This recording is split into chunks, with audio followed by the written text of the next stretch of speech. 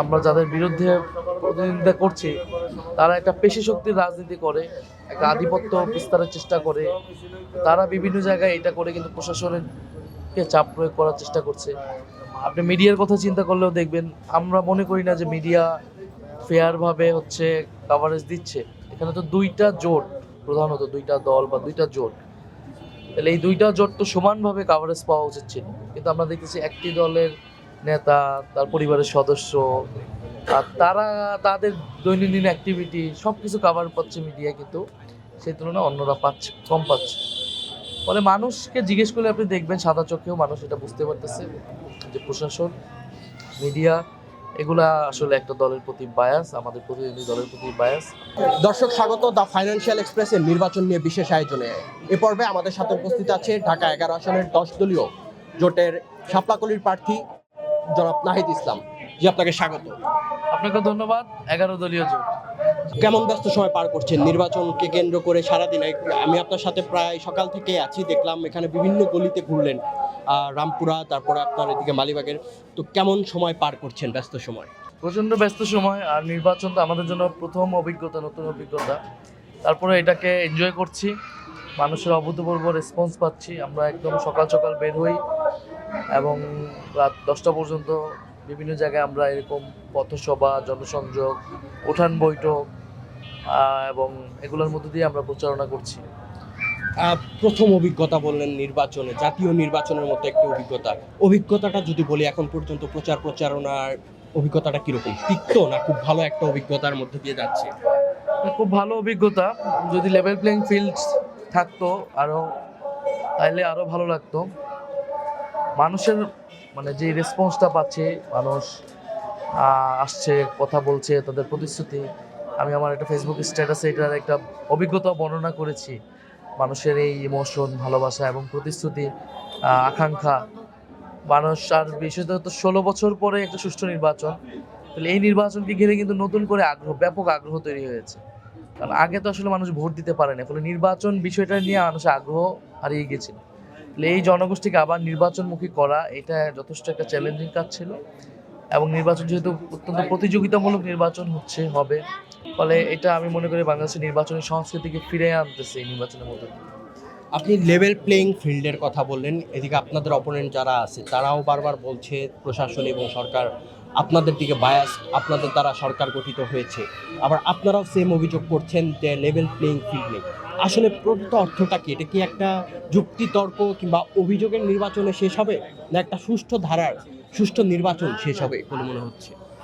আমরা তো সুষ্ঠু নির্বাচন চাই, অভিযোগ তো থাকবেই। আমরা 8ই আগস্ট যেই ইন্টারিম সরকার গঠন করেছিলাম, সেই ইন্টারিম সরকার তো এখন নেই, সেটা নানাবিধভাবে চেঞ্জ হয়েছে।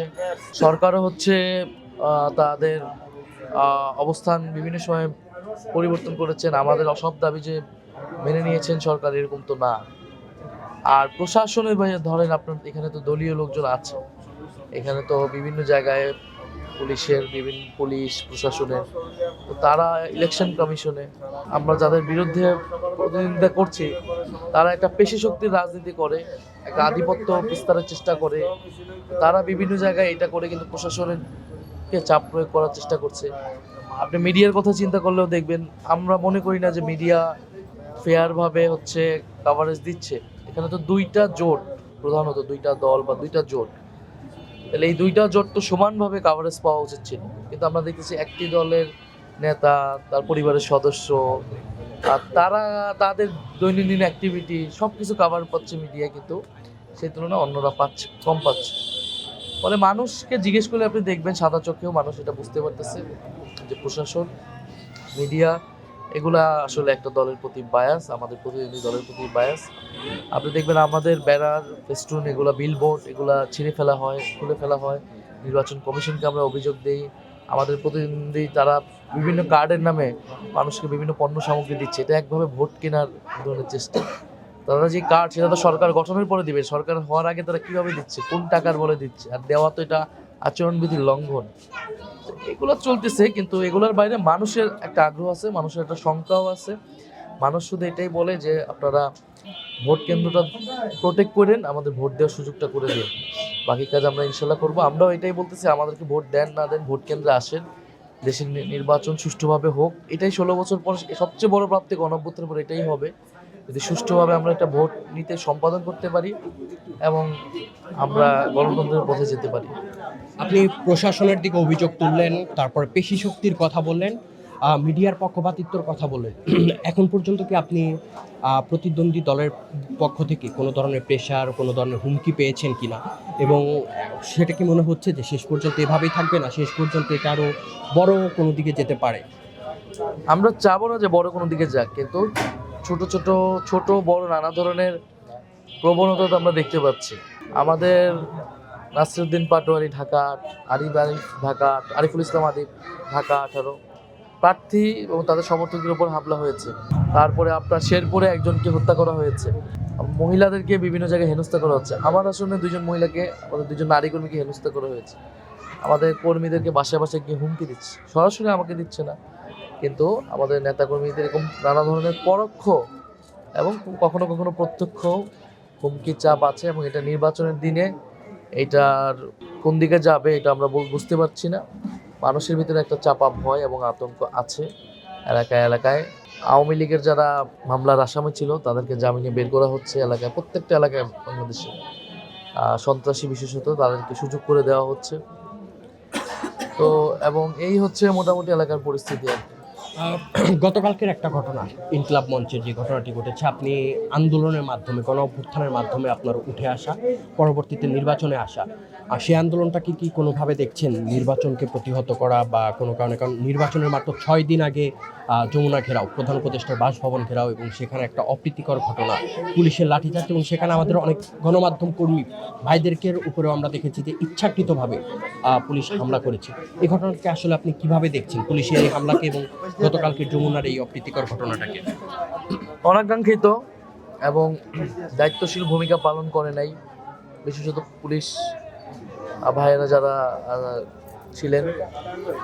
এখন নির্বাচন বানচালের বা এরকম মনে করি না। এখন এই সরকারের আমলে আমরা যা কিছুই করেছি বা কেউ কিছু বললে এটা ভাবা হয় নির্বাচন পিছানো, নির্বাচন বানচাল। এটা আসলে সঠিক না। মানুষের বিভিন্ন দাবি দেওয়া থাকবেই। আর শরীফ ওসমান হাদী হত্যার বিচার, এটা আপনি এলাকায় 10 জন বা রাস্তাঘাটেও মানুষকে জিজ্ঞেস করলে দেখবেন তাদের প্রধান দাবি এইটা। তো সেই বিচারের দাবির জন্য প্রধান উপদেষ্টার সাথে তার কথা শোনার জন্য শরীফ ওসমান হাদীর পরিবার বা তার সহযোদ্ধারা যেতেই পারে। সেটাকে আলোচনার মাধ্যমে একটা সমাধানের জায়গায় নিয়ে যাওয়া উচিত ছিল, এবং তাদের সাথে আসলে কন্টিনিউ কমিউনিকেশনটা রাখা উচিত ছিল। সেটা হয়তো রাখে নাই, তাদের পরিবার হয়তো জানে না, এই কারণেই তো তারা গিয়েছে। কিন্তু পুলিশ যেভাবে হামলা করলো এটা আসলে ন্যাক্কারজনক। ইলেকশনের আগে এটা কিন্তু একটা আতঙ্ক তৈরি করেছে যে এই পুলিশ কি আসলে নিরপেক্ষ থাকবে। বিশেষত তরুণদের উপরে, জুলাই যোদ্ধাদের উপর তাদের একটা ক্ষোভ দেখা যাচ্ছে। তো আমরা তো চাই না, আমরা তো কোনো বাহিনীর বিরুদ্ধে না। পুলিশ বাহিনীর সংস্কার আমরা চেয়েছি। আমরা তো আগের ফ্যাসিস্ট আমলের পুলিশ বাহিনী আর এই পুলিশ তোকে আমরা একভাবে দেখি না, দেখতে চাই না। আমরা চাই তারাও আমাদের সমাজেরই অংশ, আমাদেরই ভাই, আমাদেরই আত্মীয়। তারাও পেশাদারিত্বের সাথে দায়িত্বশীল ভূমিকা পালন করবে, নিরপেক্ষ ভূমিকা পালন করবে। এর আগে পুলিশকে দলীয়করণ করার ফলে এর পরিণতি কী হয়েছে এটা কারোর জন্যই ভালো হয় না। দিন শেষে আমাদের একটা বাহিনী ক্ষতিগ্রস্ত হয়েছে। পুলিশ, সেনাবাহিনী তারা এই নির্বাচনে সম্পূর্ণ নিরপেক্ষ অবস্থান রাখবে। এটা রাষ্ট্রের জন্য, সেই বাহিনীর জন্য এবং জনগণের জন্য, সবার জন্য এটা কল্যাণজনক। আপনি সরকারের একটা অংশ ছিলেন, পরবর্তীতে জনতার কাতারে আসলেন, নির্বাচন করছেন। সামনে নির্বাচনের ফলাফল কী হবে জানি না। সরকারে যখন ছিলেন অংশে, কতটুকুন দায়িত্ব পালন করতে পারছেন? একদম স্বতন্ত্র থেকে কি দায়িত্ব পালন করতে পেরেছেন, না কোনো বাধা পেয়েছেন সে সময়? আমি যে সময়টা ছিলাম ওই সময়টা আসলে আমার পুরো সময়টা একটা অস্থিরতার মধ্যে দিয়ে গিয়েছে। পুরো সরকারটাকে একটা নিয়ন্ত্রণে আসতে কিন্তু 4-5 মাস লেগে গিয়েছে। আমরা তো তখন আসলে মন্ত্রণালয়ে কাজ করতে পারিনি। আমাদের তখন বিভিন্ন আন্দোলন, পুরো সামগ্রিক সরকারের দায়িত্বই আমাদের বিশেষত ছাত্র উপদেষ্টাদের উপর ছিল। তো এটা করতে করতে যখন কিছুটা গুছিয়ে আসছে তখন আমি বের হয়ে যেতে হয়েছে। এরপর আমি থাকা অবস্থায় আপনি গণমাধ্যম সংস্কার কমিশন বলেন, তথ্য মন্ত্রণালয় শ্বেতপত্র তৈরি করেছে, অনেকগুলো পলিসি সংস্কার এসেছে। এই সবগুলো উদ্যোগ কিন্তু আমার সময়েই নেওয়া হয়েছিল। পরবর্তীতে আস্তে আস্তে বাস্তবায়ন হয়েছে। আমি যতটুকু সময় ছিলাম চেষ্টা করেছি এই জুলাই গণঅভ্যুত্থানের জন্য অধিদপ্তর তৈরি করা, শহীদ পরিবারদের জন্য আর্থিক সহায়তা, চিকিৎসার জন্য সহায়তা। এগুলো সীমাবদ্ধতা থাকা সত্ত্বেও এগুলা আমাদের কিন্তু এই কাজগুলোতে, এগুলো আমাদের মিনিস্ট্রিয়াল দায়িত্ব না থাকা সত্ত্বেও আমরা ওগুলোতে আমাদের কাজ করতে হয়েছে। ফলে সরকার, এটা সত্য, সরকার বাধাগ্রস্ত হয়েছে নানাভাবে। যখনই যেমন কোনো একটা প্রতিষ্ঠান সংস্কার করতে গিয়েছে, ধরেন আমলাতন্ত্র সংস্কার করতে গিয়েছে, এনবিআর সংস্কার করতে গিয়েছে, সেই প্রতিষ্ঠান থেকে কিন্তু বাধা এসেছে, রেজিস্ট্যান্স এসেছে। তো ফলে এই সরকারের নিয়ন্ত্রণে তার সমগ্র প্রতিষ্ঠান ছিল না। প্রতিষ্ঠানগুলোর মধ্যে অন্তর্ভুক্ত ছিল, রাজনৈতিক ব্যাকআপ এই সরকারের ছিল না। যতদিন ছাত্ররা মাঠে ছিল ততদিন সরকার শক্তিশালী ছিল। এরপরে তো রাজনৈতিক দলগুলো সেই অর্থে সরকারকে সহায়তা করে নেয়। ফলে ইউনিস গভর্নমেন্ট কার্যত একা হয়ে গিয়েছিল এবং শেষ পর্যন্ত এই জন্য তারা সংস্কার যতটুকু পারে দিয়ে নির্বাচনের দিকে চলে গিয়েছে। ফলে যদি সবাই সহযোগিতা করতো হয়তো আরো ভালো কিছু আমরা পেতে পারতাম, কিন্তু যতটুকু হয়েছে এতটুকু নিয়ে এখন আমরা সামনের দিকে আগাতে চাই। নির্বাচন খুব সামনেই, কতটুকু পৌঁছাতে পারবেন? এই হাতে যদি বলে আর কয়েক ঘন্টা আছে, এই কয়েক ঘন্টায় আপনার যে নির্বাচনী এলাকা, আসনের যে এলাকা, সেই এলাকার প্রতিটি ঘরে, প্রতিটি এলাকায় কি পৌঁছানো সম্ভব? কতটুকু পৌঁছাতে পারবেন এবং মানুষের কাছ থেকে কি পরিমাণ সাড়া পাচ্ছেন? মানুষের কাছে ভালো পরিমাণ সাড়া পাচ্ছি। একত হচ্ছে জুলাই গণ অভ্যুত্থানের কারণে মানুষের আমাদের প্রতি একটা আস্থা এবং সহমর্মিতার জায়গা আছে, এবং আমি এই এলাকারই যেহেতু সন্তান, এখানকার স্থানীয়, সেই জায়গা থেকেও মানুষ আমার প্রতি একটা প্রত্যাশা তাদের আছে। আর সবচেয়ে বড় কথা, মানুষ নতুন বা পরিবর্তনের রাজনীতিটা দেখতে চায়, সংস্কারের রাজনীতি দেখতে চায়। অত্র এলাকার প্রধান সমস্যা হচ্ছে ভূমিদস্যু, ভূমি দখল হয়েছে বিভিন্ন মানুষের, এবং লুটপাট হয়েছে, ভাগযোগ করেই হয়েছে এত বছর ধরে। এখন মানুষ চায় পরিবর্তন, ঢাকা 11কে নতুন করে গড়ে তুলতে চায়। তো আমি মনে করি মানুষের কাছে আমি অলরেডি পৌঁছে গিয়েছি। মানুষ ভালো রেসপন্স দিচ্ছে। জাস্ট ভোটের দিন এবং তার আগের এই সময়টাতে যদি আমরা নিরপেক্ষ একটা পরিবেশ পাই, ইনশাল্লাহ আমরা জয়ের ব্যাপারে আশাবাদী। জয় পরাজয়ের ঊর্ধ্বেও আমরা নির্বাচনী রাজনীতিতে ঢুকলাম, এটা আমাদের জন্য বড় একটা অভিজ্ঞতা। নির্বাচনে জয়ী হলে সর্বপ্রথম কোন সেক্টরটাতে হাত দিবেন, কোন অংশে আপনি কাজ করবেন সর্বপ্রথম যদি বলি? সর্বপ্রথম হচ্ছে আইন শৃঙ্খলা। কারণ আইন শৃঙ্খলা ঠিক হইলে আপনাকে চাঁদাবাজি, মাদক, সব কিছু মানে মাদক কারবারি সব কিছু নির্মূল করতে হলে আপনাকে আইন শৃঙ্খলাটা ঠিক করতে হবে।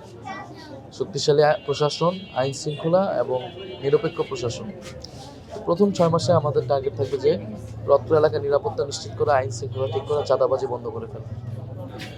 তারপরে যদি বলি এলাকার জন্য মূলত কি কি কাজ করবেন? এলাকা, আপনার যে নির্বাচনী এলাকা আছে, যে আসন আছে, এর জন্য আপনি মূলত কি কি কাজ করবেন? এর কি মোটা দাগে কোনো অংশ সাজিয়েছেন, কোনো ইস্তেহার বা কোনো প্রতিশ্রুতি আছে? ইশতেহার আমরা দিয়েছি। ইশতেহার আমরা যেটা বললাম যে আইন শৃঙ্খলা, দ্বিতীয়ত এখানকার মানুষের যে বড় দাবি হচ্ছে গ্যাস সংকট। গ্যাস থাকে না, গ্যাস সংকটের সমস্যার সমাধানটা করতে হবে। সিলিন্ডার গ্যাস ব্যবহার করে সেখানেও তারা সিন্ডিকেট করে অন্যায্য দাম নেওয়া হয়। খেলার মাঠ নেই, ক্লিনিক নেই, ড্রেনেজ সিস্টেমের সমস্যা আছে, জলাবদ্ধতা তৈরি হয়ে যায়, প্রচণ্ড ট্রাফিক জ্যাম। এই দৈনন্দিন জীবনের নাগরিক সমস্যাগুলো এখানে আছে। তা আমরা এগুলোর জন্য কিভাবে আমরা পরিকল্পনাগুলো নিচ্ছি সেটা মানুষকে বলছি। ব্যস্ততার মধ্যেও, নির্বাচনের প্রায় শেষ মুহূর্তে শত ব্যস্ততার মধ্যেও সময় দেওয়ার জন্য আপনাকে অসংখ্য ধন্যবাদ। শুভকামনা রইল আপনার জন্য। আপনাকেও ধন্যবাদ এবং দর্শকদেরকে ধন্যবাদ। সবার কাছে আমরা দোয়া চাচ্ছি যাতে আমরা নির্বাচনে সফলতা পাই।